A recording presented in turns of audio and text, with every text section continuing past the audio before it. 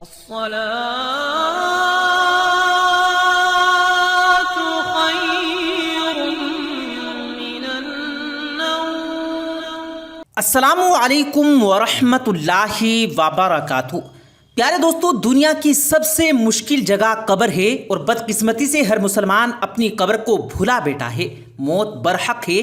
قبر ایک ایسی جگہ ہے جہاں تنہائی ہوگی، جہاں کوئی دوست، بیوی، کوئی رشتہ دار، کوئی بھی اولاد پاس نہ ہوگی۔ جس نے اپنی بیوی بچوں کے لیے ساری زندگی حرام کمایا، حلال اور حرام کی تمیز نہ کی، وہ سب اس کی قبر کے پاس سے گزر جائیں گے۔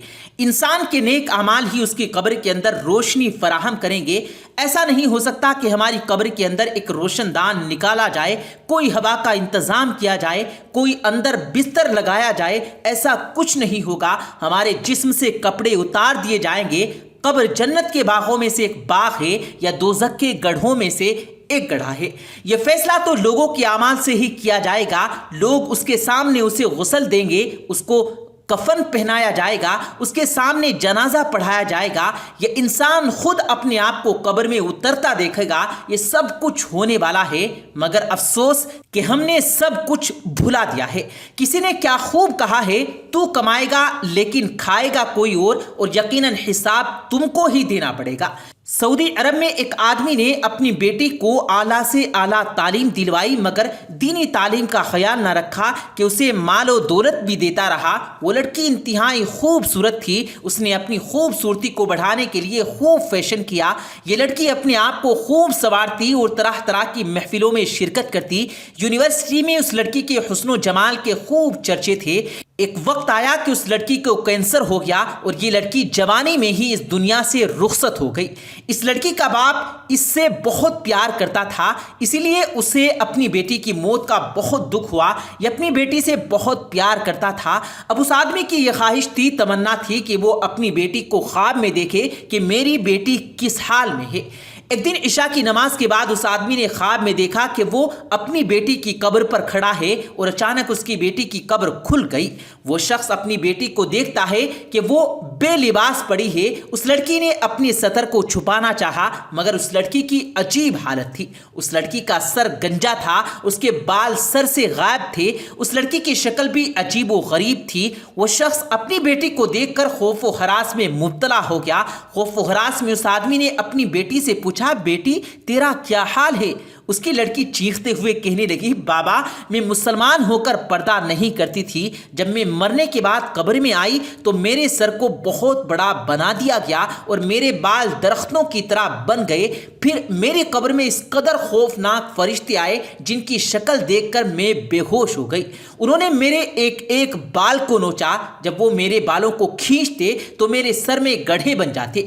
بالوں کو نوچنے کی وجہ سے میرے سر پر گڑھے پڑ گئے، یہاں تک کہ میرے سر کی جلد بھی جاتی رہی، پر اب میرے سر پر فقط ہڈی ہے جو آپ دیکھ رہے ہیں۔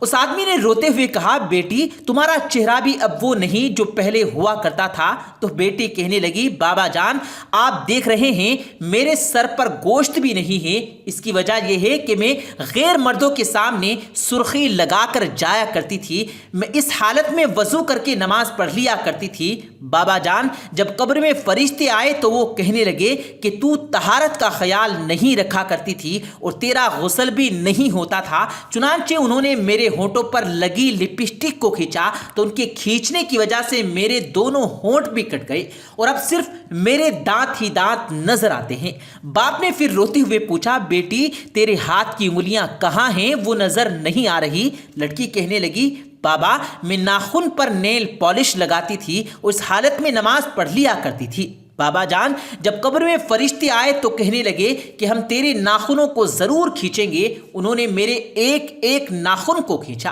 بابا جان میرے سر میں ہر وقت درد رہتا ہے، میرے چہرے اور ناخنوں پر بھی درد رہتا ہے۔ یہ ایسا درد ہے جس کو میں لفظوں میں بیان نہیں کر سکتی۔ بابا جان آپ نے مجھے اتنی محبت دی، میری ہر خواہش پوری کی، میں غم و تکلیف کو جانتی تک نہیں۔ بابا جان، آپ نے مجھے شہزادیوں کی طرح پالا، کاش آپ مجھ پر ایک اور احسان کر دیتے، مجھے اللہ سے محبت کرنا سکھا دیتے، مجھے دین کی تعلیم بھی دلواتے، مجھ سے غیر مردوں سے پردہ کرواتے۔ اگر میں نے دین کی تعلیم حاصل کی ہوتی تو آج میں قبر کے عذاب میں مبتلا نہ ہوتی۔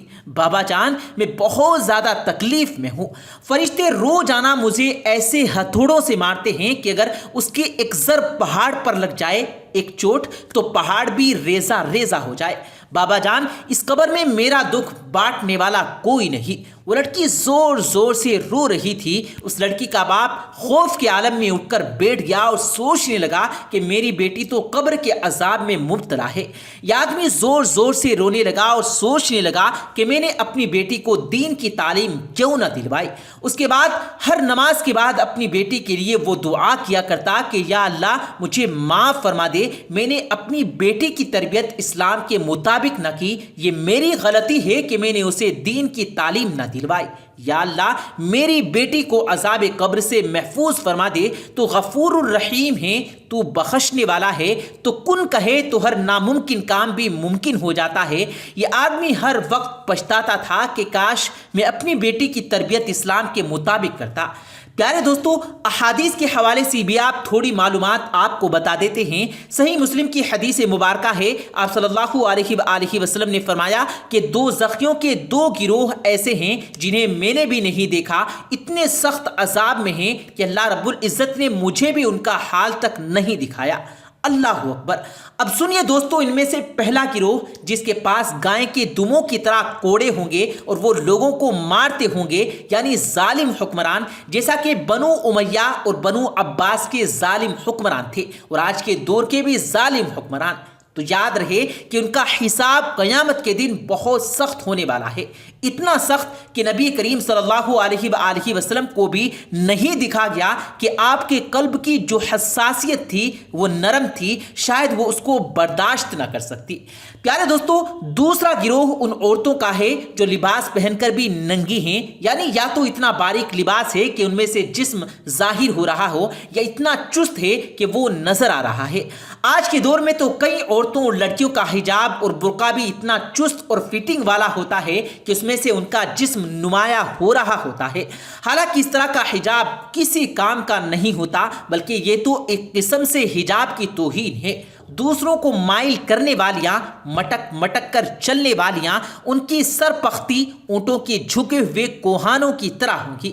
پیارے دوستو، آج کے دور میں جس طرح لڑکیاں اور عورتیں حجاب کر کے اوپر ایسے جوڑا تو دور سے دکھائی دیتا نظر آئے، اسے اونٹ کی کوہان سے مشابہ دیا ہے، اور یہ بالکل آج کے دور میں وہی دیکھنے کو ملتا ہے جو آج سے 1400 سال پہلے نبی کریم صلی اللہ علیہ وآلہ وسلم نے بتایا۔ مائل کرنے والیاں، مٹک مٹک کر چلنے والیاں، ان کی سر پختی اونٹوں کے جھکے ہوئے کوہانوں کی طرح ہوں گے، یعنی ایک جانب سے جھکے ہوئے وہ جنت میں داخل نہ ہوگی اور نہ ہی ان کی خوشبو پائے گی، حالانکہ جنت کی خوشبو تو بہت دور سے پائی جائے گی۔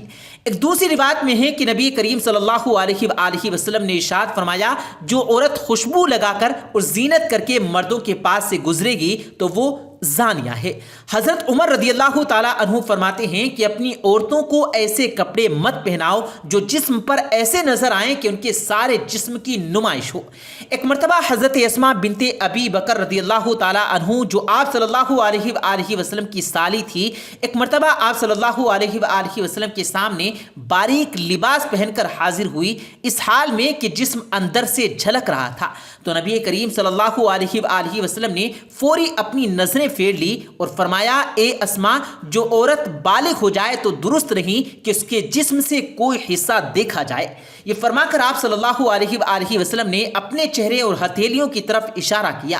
پیارے دوستو، ان تمام احادیث سے آپ بخوبی واقف ہو گئے ہوں گے کہ مردوں اور عورتوں کو یہ حکم دیا گیا ہے کہ اپنے اپنے سطر کو پوشیدہ رکھیں اور ایک دوسرے کے سطر کو نہ دیکھیں۔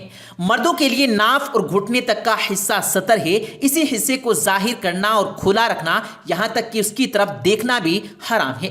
اللہ تبارک و تعالیٰ سے دعا ہے کہ ہمیں ان احادیث پر اور دین اسلام کے اصولوں پر عمل کرنے کی توفیق عطا فرمائے اور مرنے کے بعد عذاب قبر سے محفوظ فرمائے، آمین سم آمین۔ پیارے دوستو، کمنٹ باکس میں آپ بھی آمین لکھ کر ہماری آج کی اس دعا کا حصہ بن جائیے۔ ہم ملتے ہیں پھر ایک کسی قیمتی ویڈیو کے ساتھ، تب تک کے لیے اللہ حافظ۔